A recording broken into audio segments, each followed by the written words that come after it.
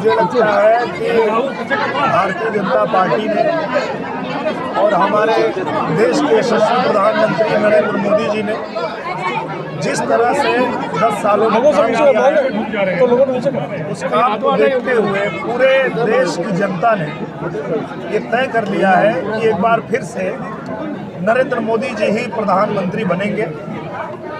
अब नरेंद्र मोदी जी जब प्रधानमंत्री बनने जा रहे हैं और देश की जनता ने तय कर लिया है, ऊपर करिए ना हाथ, तो जिस सीट पे भी जो भी हमारा भारतीय जनता पार्टी का प्रत्याशी खड़ा होगा उसको जनता अपना आशीर्वाद देगी।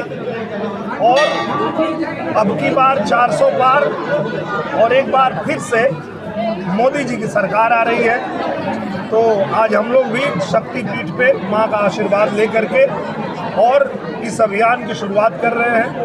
और जैसे पूरा देश लगातार तेजी से विकास कर रहा है, आगे बढ़ रहा है, वैसे ही हमारा आसनसोल भी आगे बढ़े, विकास करे।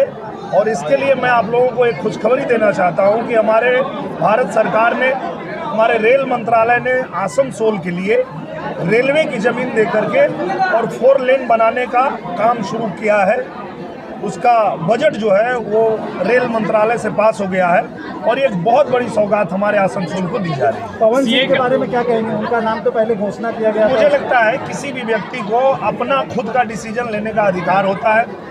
उनके अपने कुछ पर्सनल रीजन होंगे, अब वो उसके बारे में बता सकते हैं। हम लोग भारतीय जनता पार्टी के कार्यकर्ता हैं, हमें जो आदेश मिलता है उसको हम लोग करने के लिए आगे बढ़ते हैं, तत्पर रहते हैं। और आज भी हम लोग बंगाल में आए हैं, आसनसोल में आए हैं, तो ये भारतीय जनता पार्टी की जो मुहिम है, जो अब की बार 400 पार और एक बार फिर से मोदी सरकार, इसी को लेकर के हम लोग आगे बढ़े हैं। डर के भाग गए पवन सिंह।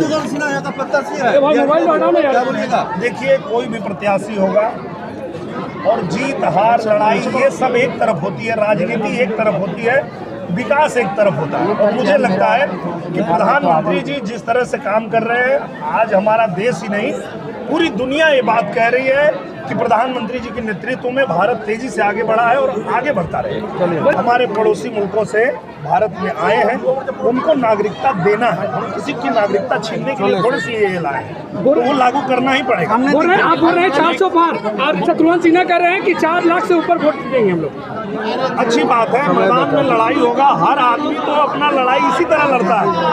और जो प्रधानमंत्री जी ने काम किया है पूरे देश ने देखा है और देश चाहता है, तो फिर प्रधानमंत्री जी आ रहे हैं। ममता बनर्जी कल घर में अपनी खुद छोटी हो गई है, क्या कहेंगे? सामने अब देखिए, दीदी है और हम छोटे भाई हैं, तो भगवान से प्रार्थना करेंगे तो जल्दी से ठीक हो जाए, ईश्वर उनको स्वस्थ कर देंगे।